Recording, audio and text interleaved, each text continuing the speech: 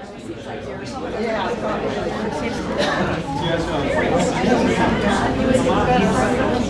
want to thank everybody for coming out. This is kind of humbling. As I said earlier, the entire pickleball club is here, which means that there's very few people at Durling Park, but we're here, and thank you so much for coming out. I was scheduled to speak here in October of 2019, right in the middle of COVID. I had 10 talks scheduled, and every single one of them was canceled. I spoke in Payson, Arizona on the Tonto Indian Reservation in February. Had a wonderful time there with the folks in Payson. As a matter of fact, they have been bugging Diane and I to move there. And I spoke at St. Peter and Paul in Doylestown, and I saw Ron and Julie there at that talk, and they were there with us. And so we have people that have been here every talk, and we have people that have been here. How many have never been to one of my talks? So I know, oh, good, I can use all the old material then.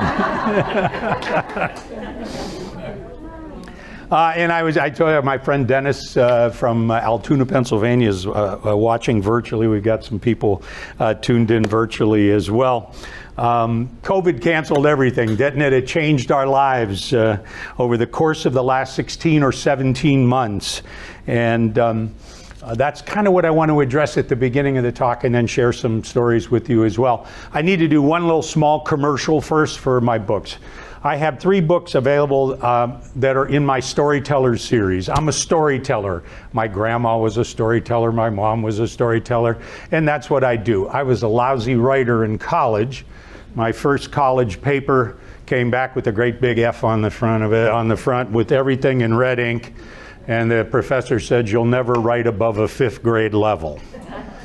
And 40 some years later, I wrote a bunch of stories in 2012 and gave them to a retired college professor friend of mine. I said, "Would you read these?" And she said, "Yes." And I said, "What'd you think?" She said, "They're wonderful stories." I said, "No, what's really important is what level do I write at?"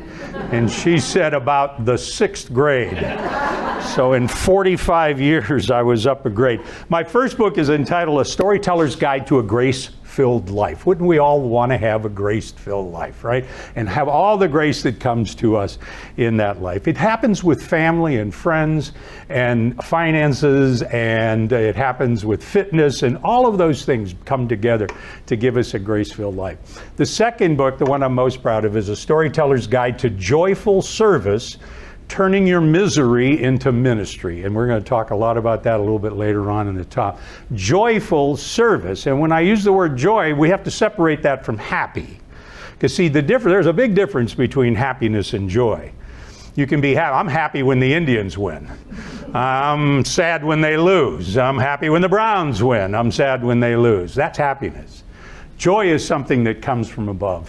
And I find the greatest source of joy is serving others. And we're going to talk a lot about that over the course of the next 40 or so minutes. Howie asked me the other night, where's Howie? He asked me the other night, he said, "What kind of a nap am I going to get?" And I go, "At least 40 minutes, Howie." He said, "Well, that's great. Might be the best sleep I've had in a while." And so we're going to talk about turning your misery into ministry. We're going to talk a little bit more about it. And then my third book is called A Storyteller's Guide to a Graceful Life, Volume 2, which was called The Lost Stories. I lost a bunch of stories, couldn't find them. Finally, we found them on a hard drive, and we reformatted them, and they didn't like that title, so we ended up calling it Volume 2 of the first book. What I do with all of my book sale, I make no profit from the sale of my books. Every penny of the money that I make, less the printing costs and all that, goes to the charities that Diane and I, my wife Diane and I support. So it gives us an opportunity to donate a little more money to charities than we normally would through the sale of the books. All 3 of them are bestsellers. I don't brag about that because to me a bestseller means I'm going to give more money to charity. Although I did tell my wife Diane, you know, from now on when you introduce me to someone, instead of saying this is my husband Tony, you're supposed to say this is my husband, best-selling author Tony. And of course she's never done that even once.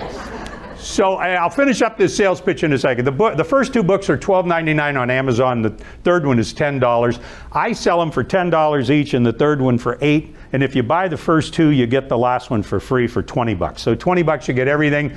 I don't make any money anyhow, but of that $20, $10 of it's going to go to some charity here in the Wadsworth area. And we've supported a great deal of charities. One of my favorites is the Embrace Clinic and Care Center, which is formerly the Community Pregnancy Center. We support the Youth for Christ down here at the garage.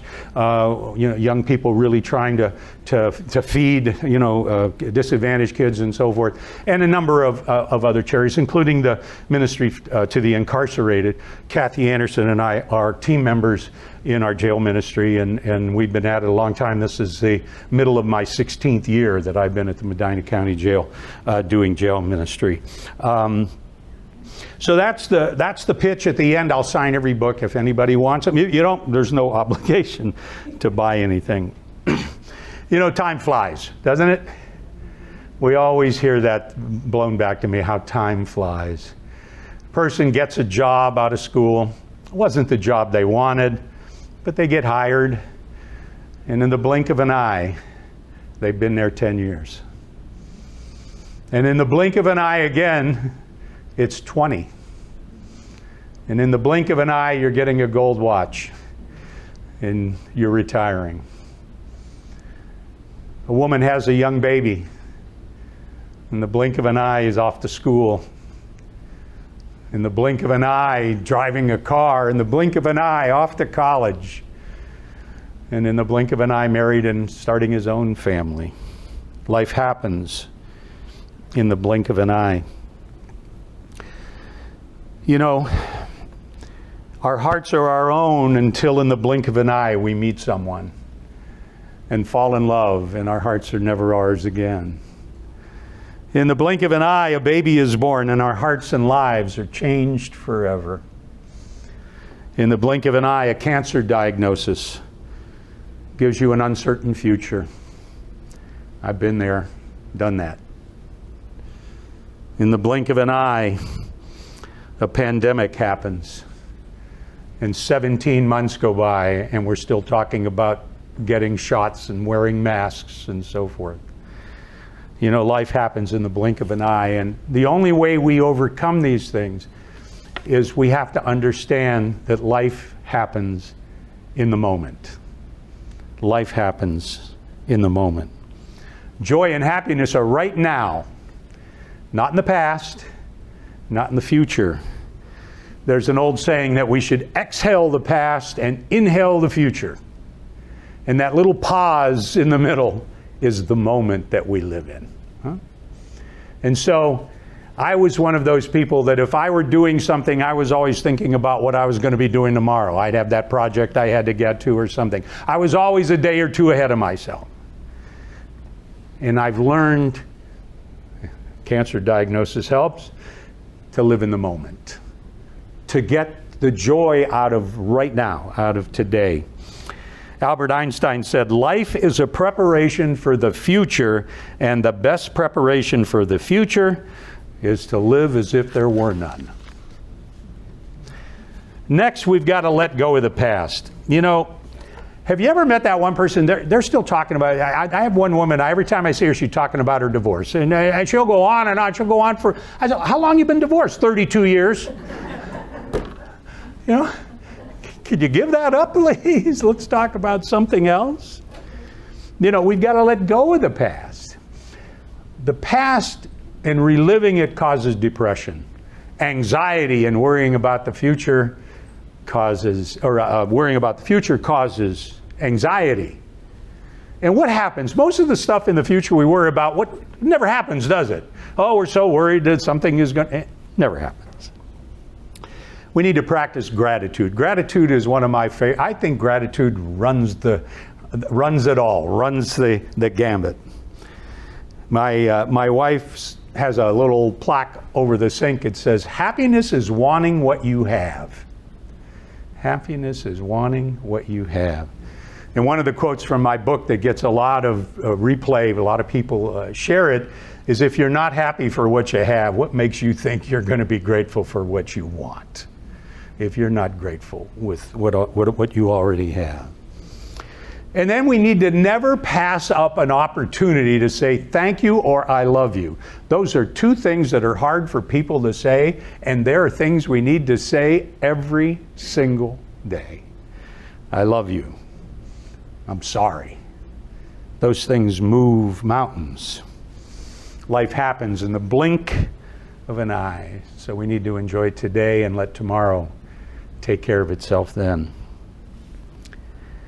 You know, hard times, we're all going to have hard times. How many of you have been through some hard times? Come on, raise your hands. Anybody that hasn't, you will. We're all going to go through some hard times. We're all going to have things happen in our lives that are unpredicted, that just happen in a blink of an eye. And you know, there are some people that can handle these things because they take a positive attitude to things. They work through them. In John 15:11, it says, we'll get you through it, right? God is going to get you through it and give you a way out. It happens. We get through these things. There are other people who are so negative, all they want to do is complain and be bitter. And I tell them, you can either be bitter or better. You've got two choices. You're either going to be bitter or you're going to get better. Those people that wear their problems on their sleeves need to understand that. Pain and suffering are part of life. We're taught from very little, as little kids, about pain, you know. Don't touch the stove, you'll get burned. You're going to shoot your eye out with that BB gun. Look both ways before crossing. And all of these things we are learning and are drilled in us. But the truth of the matter is we're all going to have some pain and suffering. We're all going to face adversities in our lives, some more than others. It could be an illness, it could be a job loss, relationship breakup, loss of a loved one. We're all going to experience something painful, sorrowful, or humiliating in our lives. But we grow with experiences. Life's greatest lessons are learned during tough times, not pain-free times. We learn our lessons during tough times. And our attitude is everything. You know, we have to bring that attitude. We can get bitter or better, but life is not the way it's supposed to be. It's the way it is. And the way you cope is what makes the difference. Writer Virginia Sater said that. You can't change the situation, but you can change yourself. And we have to understand that we're not alone. Over 17 months, we've been asked to social distance, wash our hands, and wear masks. And now they're starting again. You know, let's get social distance.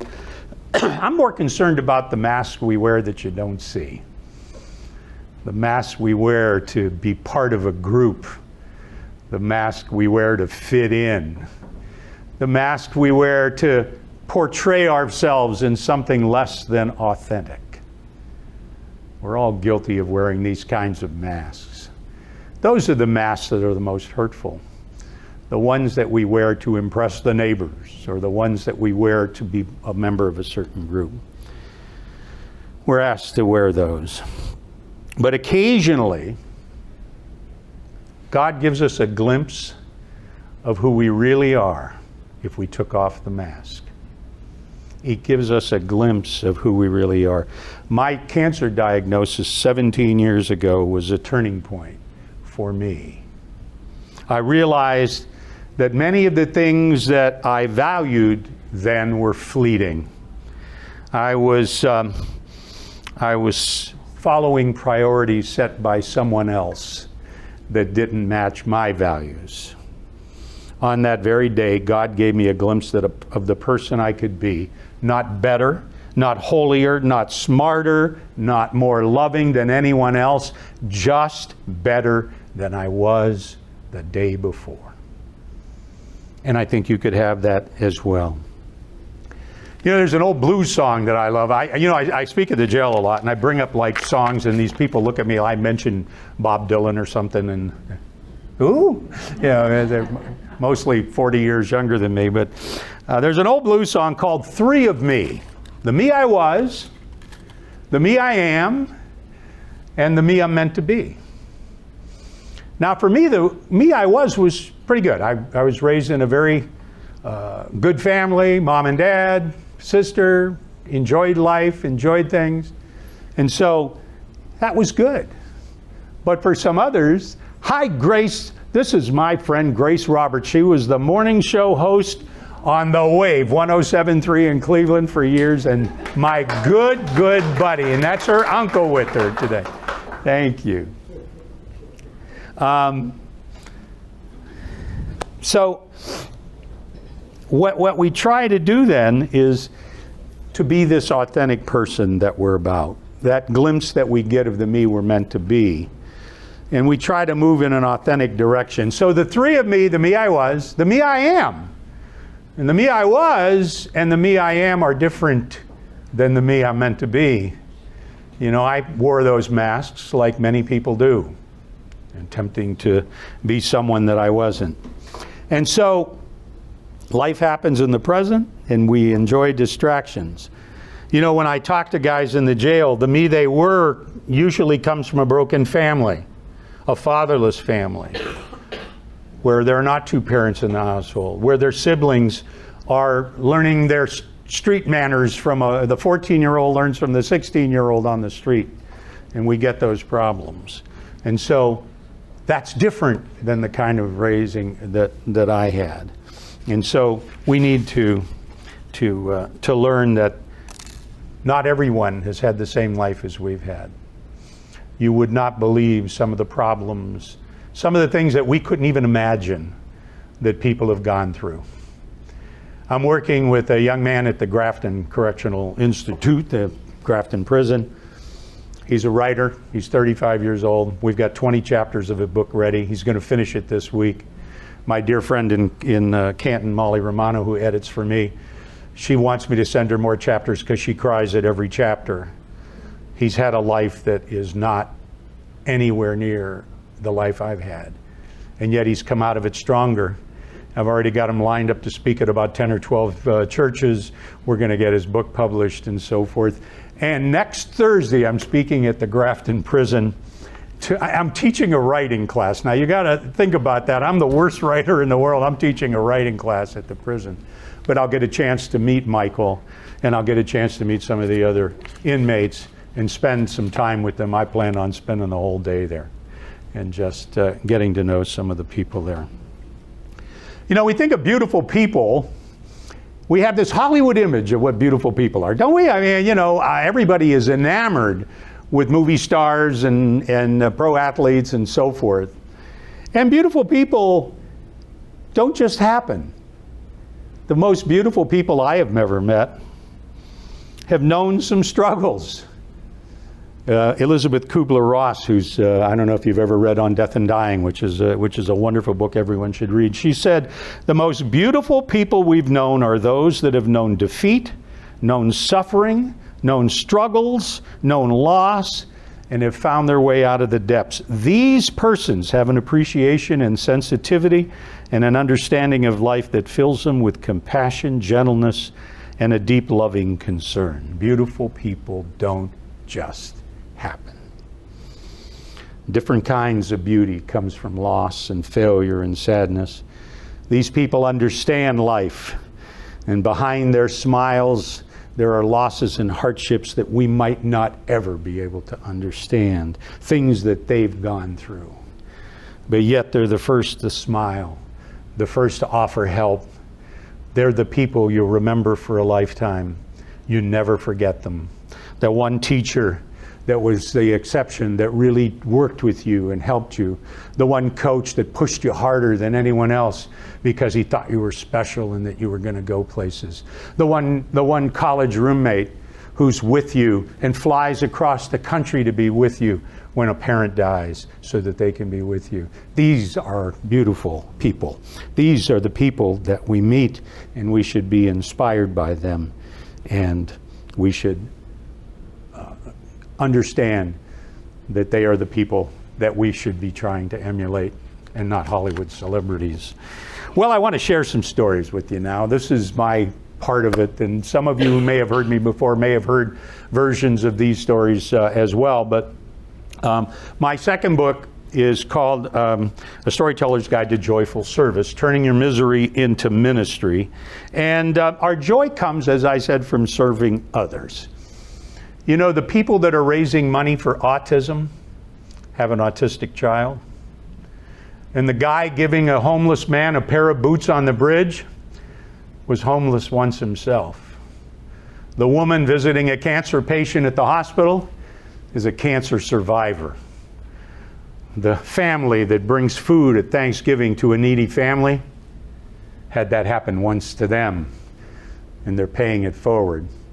It reminds me of a story of a woman I heard make a speech, and she talked about church when she was young. And the preacher said that there was a certain family in the church that had very little, and could we raise some money for them so that they could have a Christmas? And so this young girl went home and she checked the cushions of the sofa, and she went through her piggy bank, and she worked a couple of extra chores for one of the neighbors and got $4.32. And the next week, the pastor of the church asked people to come up and bring what they could. And she was embarrassed because it was only $4.32. And she went to the front of the room and deposited her money with the other people. And she walked back with a certain joy in her heart. Later, at the end of the church service, the pastor brought up the family to give them the money. It was her family. And it was her family that was suffering. And she was out to help people. The woman I heard talk is now a philanthropist, a multimillionaire. She donates more money to charity than I care to imagine. And that all comes from turning her misery into a ministry. That's where it comes from. So let me share some stories. One of the charities that we support with the money from the sale of my books is the Embrace Clinic and Care Center. It used to be called the Community Pregnancy Center. They do cribs and car seats and layettes and blankets and infant formula and diapers. They have parenting classes, and they have all sorts of it. A free ultrasound for women that can't afford to get an ultrasound, pregnancy tests, and so forth. This is an organization that started about 30 years ago, and I read in a church bulletin that they were out of infant formula. They had none. And so I said to Diane, I said, I have this check from a speaking engagement I had. I said, I'm going to get infant formula and bring it there. And she said, that's a great idea. So I went to the Kroger store. Now, do you know where Goodwill is now? That was Kroger's. Do you remember that in Wadsworth? Went to the Kroger store. And the only thing I knew about infant formula was Similac with iron. That's what my kids had, Similac with iron. Only then it was a liquid. It was in big cans. And now it's a powdered form, in a tub. So I went to Kroger's, and I had enough money to buy 5 cases of Similac. And it was pretty expensive stuff at the time. I think it's even more expensive now. And so I had enough for 5 cases. So I went, and there were 4 cases of Similac, and I put them in my cart, and I saw a stock boy, and I said to him, could you go in the back and see if there's any more Similac? And he said, sure. And he goes in the back room, and he comes out about 5 minutes later, and he says, no, there's no more Similac, but I have this Infamil. I had never heard of Infamil, but I put it in the cart. I paid for it, and I went to the little pregnancy center on Worcester Avenue in a tiny little house in Barberton. I went to the back door, and I knocked on the door, and an elderly volunteer came to the door, and she said, can I help you, Sonny? I get that a lot at church. People call me Sonny. I think I'm one of the youngest people there. I'm 72, so... I said, I have some infant formula. And she says, oh, bring it in. So I grabbed the first 2 cases of Infamil, and I bring it in. And up the stairs, there's a little tiny kitchen. And I put the Similac on the kitchen table. And I turn, and the dining room was the executive director's office. And she had a young woman in front of her. And I looked at her, and she looked at me, and she smiled at me, and I smiled back at her. And I went back outside. And I got 2 more cases of Similac and brought them up the stairs. I set them on the table. I looked in the thing. The director, whose name is Pat Shea, Pat looked at me. I looked at her. She smiled at me. I smiled at her. And then I went back and got the case of Infamil. And I'm coming up the steps. And when I get to the top of the steps, she spots me. She stands straight up. She comes over to me and says, is that Infamil? And I said, yes, it is. She says, the woman sitting in front of me's baby can only have Infamil. Would you mind carrying it to her car? And I said, I'll be happy to carry it to her car. So here I am carrying this case of Infamil to this young woman's car, and Pat says to her, "Problem solved, an angel just dropped off some Infamil." Now, I'm from Youngstown, Ohio, and I don't know if you're ever familiar with, and not in the best part of town. I've been called a million names. Never have been called an angel. I've supported now that pregnancy center for 30 years. Diane was on their board of directors for 10 years. I do all their strategic planning. And we moved from that tiny little house to a 5,000 square foot facility on one floor on First Street in Barberton, right near the bus line. And Diane did all the interior design work. Pat McNeil, my good friend, did the contracting work. And that place now rocks. It is just fabulous. Diane, at one year, she was in charge of a Christmas room they had. And I decided that I wanted to buy some winter coats. And, you know, it's kind of interesting. My aunt, I had an aunt, Antoinette was her name, Aunt Jay we called her. And she bought myself and my sister and my 3 cousins a new winter coat every year.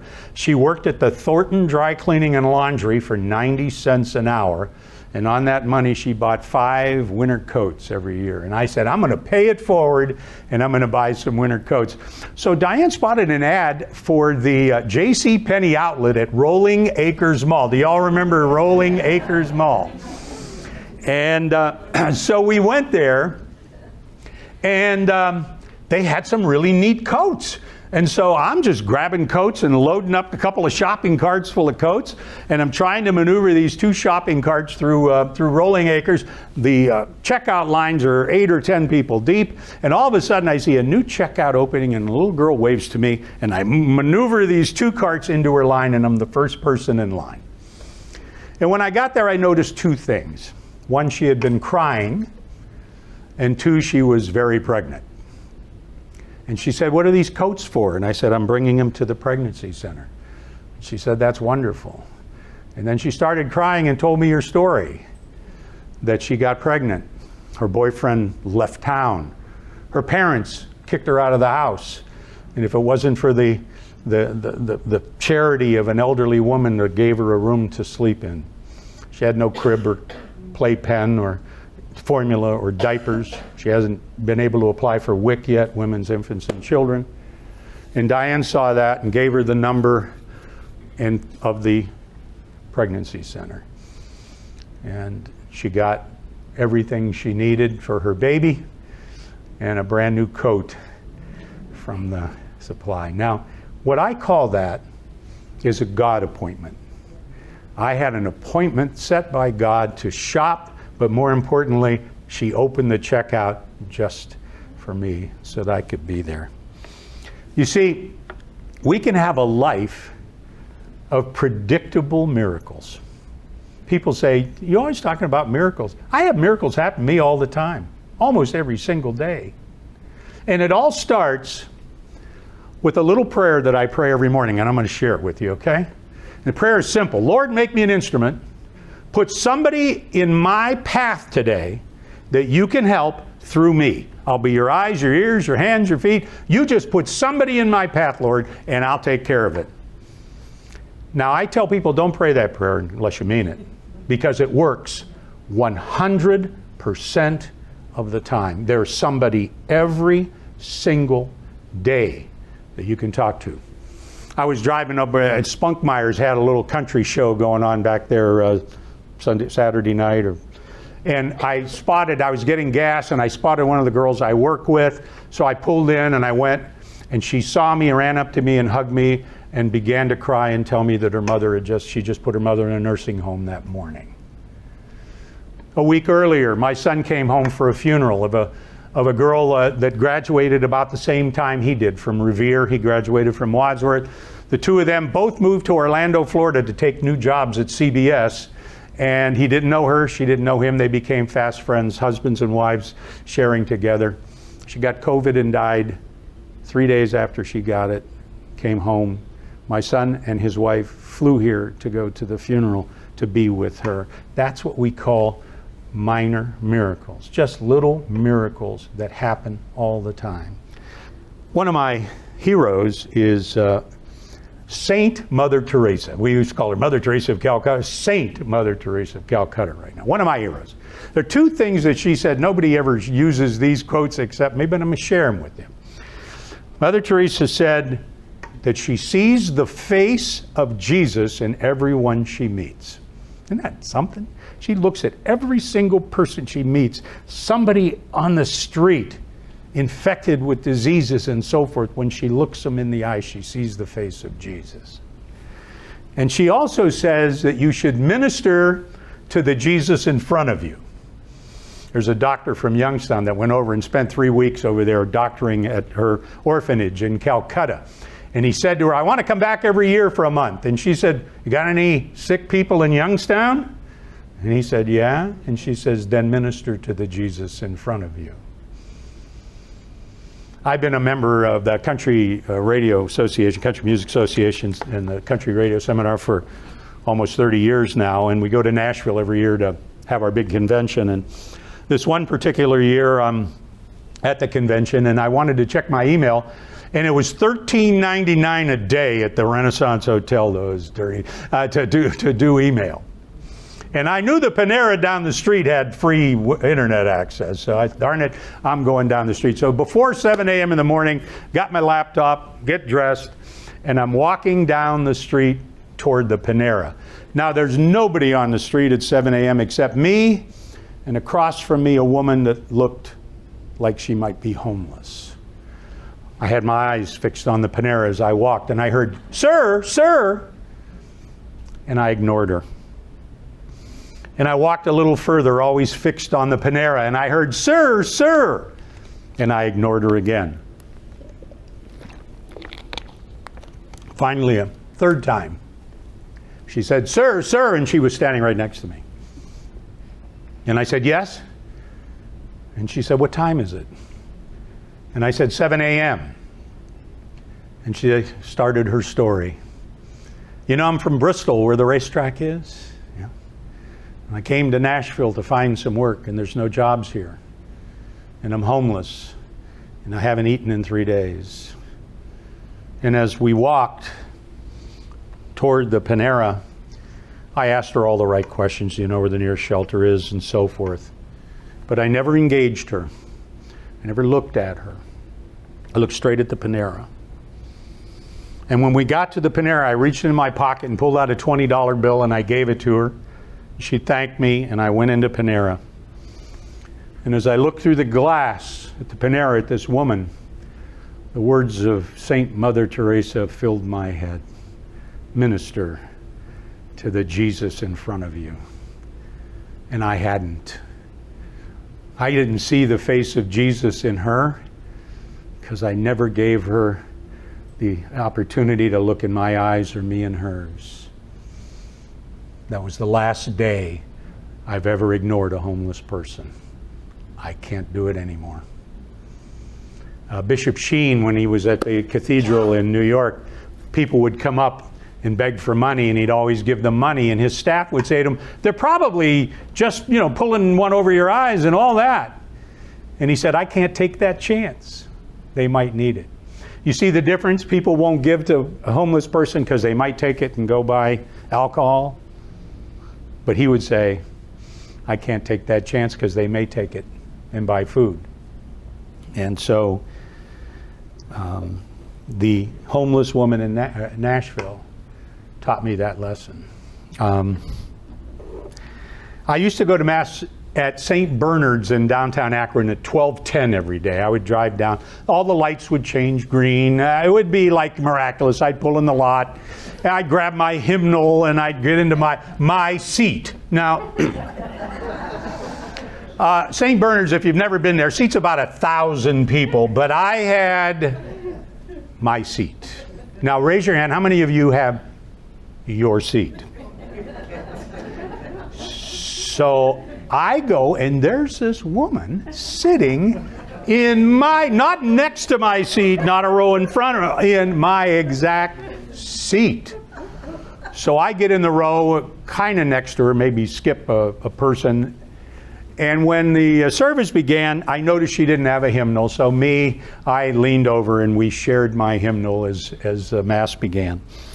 And anyhow, I looked at her. I thought first she was maybe a college student who was, you know, had an exam that day and hadn't studied. And oh, God, please, you know, help me get at least a D- on this. And looked over at me with my 1.9 GPA in school. At least I could do better than him, right? And so when it was over, I got up to leave and she stopped me. She said, "Can I share something with you?" And I said, "Sure." She said, "I have a fine to pay at the courthouse of $50, and it's due this afternoon, and I don't have $50. I had a bus pass so I could make it down to the bus station, and I walked from there to the courthouse, and I saw this church. I'd never been in a church before. So I came into this church to pray for a miracle." She said, "You see that gray-haired woman sitting in the second row? She saw me crying and came over and asked me what was going on, and I told her I had a $50 fine to pay and didn't have the money. And the woman reached into her purse and pulled out her checkbook and wrote a check for $50 to the court. And she showed me the check. And I said, "That's amazing, that's fantastic." And then I looked at the check, and the woman who wrote the check's name started with Judge. I went to leave again, and she stopped me again, and she said, "Sir, I haven't eaten in 3 days. Can you help me?" It was one of those days I didn't have money, but I knew right down the hill, Akron U has their little canteen down there with food, and they have an ATM machine. So I said, "Would you walk with me?" So we walked together down, and I went to the ATM, and I got her some money and gave her some money, and we had something to eat. And then we walked back up the hill toward the courthouse, and she gave me the biggest hug, and she said to me this. She said, "I went into a church for the first time in my life praying for a miracle, and I got 2. And I said, "That's wonderful." And as I walked away, I stopped for a minute and turned to her and said, "Next time, just don't sit in my seat."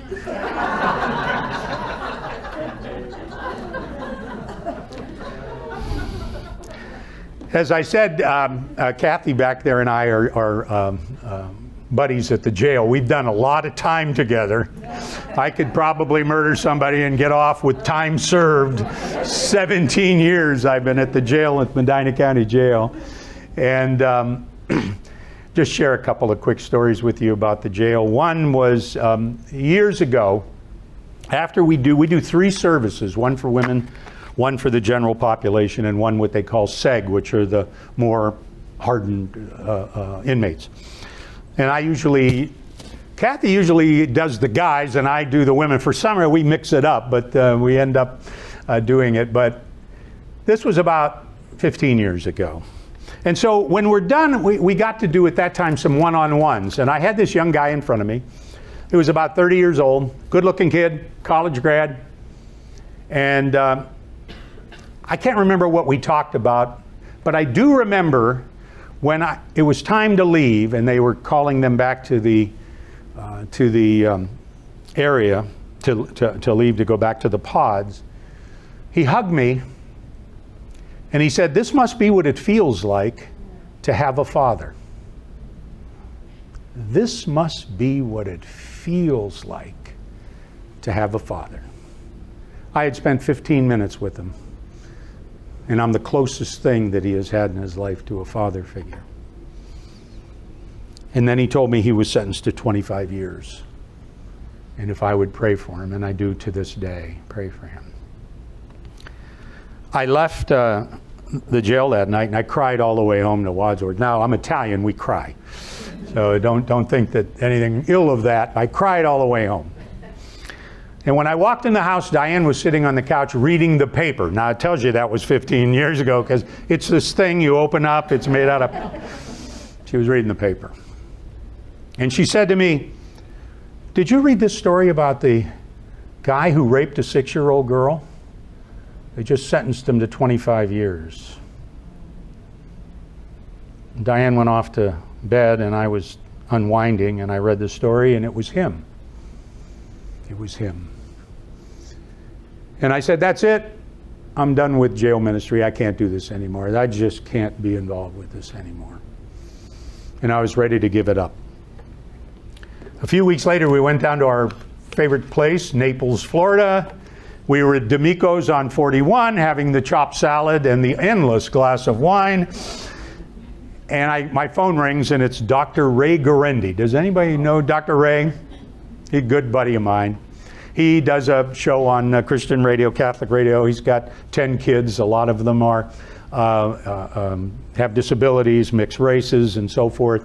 His wife's a saint, by the way. He's kind of a meatball, but he calls me up and he goes, "Where you at?" And I go, "We're at D'Amico's on 41. He said, "I'm speaking at Ave Maria University, and you're buying me lunch." So I'm like, "All right, come on over." Well, he was there in like 2 minutes because he must have known I was already there. So while we had lunch, I told him that exact story I told you. And he said to me, "Tony, what do you call a 6-year-old who is sexually assaulted like that?" And I said, "A victim, a poor victim. It's just terrible." "And what do you call someone that does that? A criminal, a perpetrator? I wish I could, wring his neck," and so forth. And he paused for a minute and he looked at me and he said, "They're the same person." And I said, "What do you mean?" He said, "I'll bet you another lunch that he was molested when he was young. I'll bet you another lunch that that's how he was raised." And so when I got back to Ohio, I did some research in the courts and found out that that's exactly what had happened. And he begged the court to put him in a program, and instead the court sentenced him to 25 years. And at age 55, he'll come out. And unless somebody intervenes, some uncle, some coach, some minister, some priest, somebody in the prison system intervenes, he'll come out the same guy who went in. There was a girl, about 35. Her name was Buffy. That wasn't her real name, but that's what everybody called her. Buffy was a heroin addict. And the first time I saw Buffy in one of our services, she looked awful. Hair disheveled, complexion bad, teeth, eyes were sunken from methamphetamines and heroin. But somehow or other, she and I just kind of hit it off. And every time I saw her, she'd look a little better. Combed her hair, washed her face, cleaned up. Obviously not doing drugs, had to go through all of that. But 9 months, almost 10 months, that I knew Buffy. And Buffy was set to be released. And the last time I saw her, she said, "Tony, I have nowhere to go. Only family I have is gone. And the only people I know are crack addicts or heroin addicts." And so we worked real hard with the jail system to get her into a halfway program, halfway house. There are, at the time, were 6 beds for women in Medina County. I think we have 11 now. 60-some animal shelters in Medina County. You're better off being a dog than a woman on heroin. And Buffy was released on Thursday and died of an overdose on Sunday. I had never felt more like a failure, that maybe I had failed her, that maybe the system had failed her, that maybe the courts had failed her. But all I knew was this woman, this beautiful Buffy, was gone. And so we go to the jail, not knowing if we ever do any good, but planting seeds, and leaving the rest to the Holy Spirit. I was doing some blood work 17 years ago, and my doctor, who happened to be a good buddy of mine, we call him Dr. Feelgood, he said, "Tony, I see something here in your liver enzymes, and I'd like you to take some additional tests." So I took some additional tests. 3 days later, his receptionist calls me, who I know on a first-name basis. She said, "Tony, the doctor wants to see you in his office, and bring Diane." When's he want to see me? Now would be good. So I went. And they did some work and found out that I had hepatitis C, the drug addict's disease, from dirty needles and all of that. I've never done anything like that, but I had it. Maybe it came from being Kemosabe blood brothers with my pals in 3rd grade. Maybe it came from a barber who nicked me with a razor years ago before we knew about this. Maybe it was some bad doctoring or nursing. Maybe it happened during my surgery for cancer. We don't know. And we'll never know. But I had it. And so my doctor graduated with a guy who's one of the #1 liver doctors in America. He's up at University Hospital, and I went up and saw him. And we did some gene testing. Now I figured it's going to come out European, Italian. Well, it came out 1A American, which is the type of hepatitis that the drugs don't work on. It's the one type that the drugs don't work on. You have about a 20% chance of a cure, a year's worth of chemotherapy, interferon, lose your hair, all of those things. I said, what should I do? And he said, I'd wait. There's some drugs in the offing. And in 2015, they released this drug called Harvoni. They advertised it all over television. You probably saw it and it didn't make a note. But Harvoni cures hepatitis C, especially 1A, which is what I had. And so I applied through my insurance company for drugs, for the Harvoni drugs. By the way, Harvoni costs $93,000. You take a pill a day for 3 months and you're cured. Each pill is $1,100. The insurance company turned me down within 24 hours. We applied again a second time, and I was denied again. Right before the holidays, we applied for a third time, and I was denied the third time. Finally, one of the nurse practitioners at that doctor's office called me up and said, damn it, we're going to get this done. I did all sorts of tests. I filled out all sorts of forms, testified that I'm not a drug user, a former drug addict, all of these very embarrassing and humiliating things. And on January 2nd, the day after New Year's of 2016, I was approved for Harvoni. And they would pay 80%. So I'm only on the hook now for $16,000. And that same nurse practitioner called me and said, look, the drug company that did this has a trial, and you might fit the trial. And here's a number of a woman to call. And I called her up and I gave her my information, my age, everything about me. And she said, look, you qualify for this trial.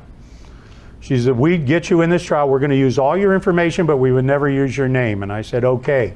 She said, we'll pay everything except $37. I have never written a check that fast. I swear to God, before I hung up, that check was already with a stamp and in the mail. $37. I began taking a pill every morning. 7 a.m. the alarm would go off. I'd take a pill. After 30 days, I did blood work, and the blood count, or the count was low. Almost gone. 30 days later, I did another blood test, and they said that the evidence of hepatitis was gone. I took my last 30 days, and it was still gone. And the doctor said to me, what we do is we wait another 90 days, this would put me into June, and we do one more blood test, and if it's clear, you're cured. And so we waited another 3 months. I went to the hospital, did the blood work. They shipped it up to UH on the west side of Cleveland, of Westlake. And I went to his office that morning. I remember there was a little African-American priest who used to say Mass occasionally at Sacred Heart. I think he's a chaplain at one of the hospitals. I asked him in the parking lot on my way to go to the doctor to pray for me, which he did. And then as I was leaving, he goes, hey, what about me? So I prayed for him, got in the car and went. So you know how they put you in that little room? You know how they go to a doctor, I stick you in, and I'm in that little room. And wait, you know how you wait, and you're waiting, and worry, anxiety. And the doctor finally comes in. Now this guy was one of the greatest hepatitis C doctors in America. He had zero bedside manner. None. Absolutely none. He walked in, he leaned up against the counter. He said, "Tony, you're a busy man, I'm a busy man, you're cured," and he left.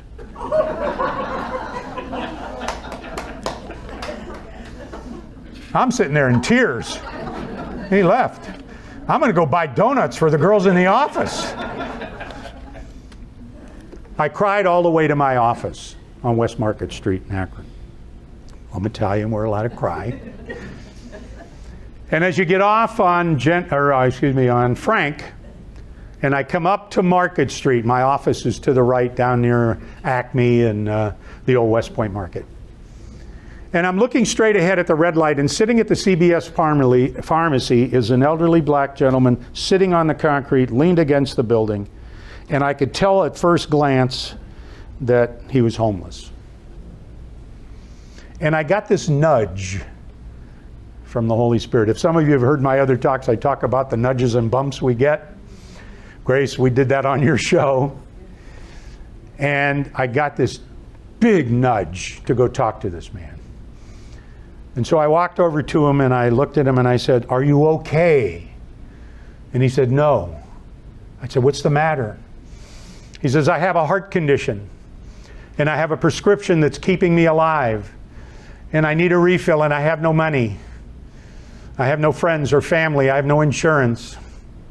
And I've been sitting here since 9 o'clock in the morning and not one person has offered me a dime." And I said, "Do you have the prescription with you?" And he said, "Yes, I do." And he held it up. And I helped him up to his feet and brought him inside. And I paid for his prescription.